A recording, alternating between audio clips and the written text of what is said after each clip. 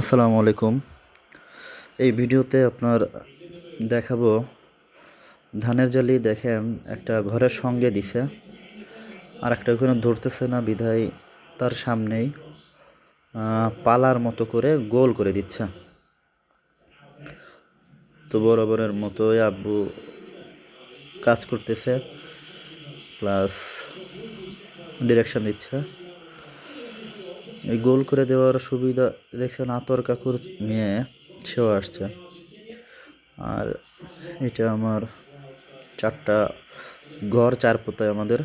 উত্তর ঘর, পশ্চিম ঘর, দক্ষিণ এবং পূর্ব, 4 পোতায় 4টা ঘর আছে।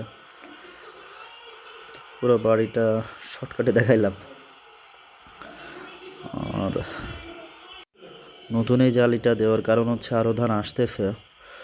এটা যদি সুন্দর করে ধান না রাখা হয়, তাহলে নতুন করে যে ধান আসবে বাড়িতে সেটা রাখার জায়গা হবে না। এবং এই ধান আর যে ধান নতুন আসবে, এটা 2 ধরনের ধান, যার কারণে এই ধানটা আলাদা করা হচ্ছে যাতে অন্য ধানের সাথে মিশে না যায়। তো মোটামুটি প্রায় কাজ শেষের দিকে, গোল করে গাছ কমপ্লিট হয়ে গেছে। তো কাজ শেষে আব্বু একটু রেস্ট নিচ্ছে। আমি বিল থেকে শশা আনছিলাম, নানা দাদা মিলে এই 2 টুকরা করে খাচ্ছে।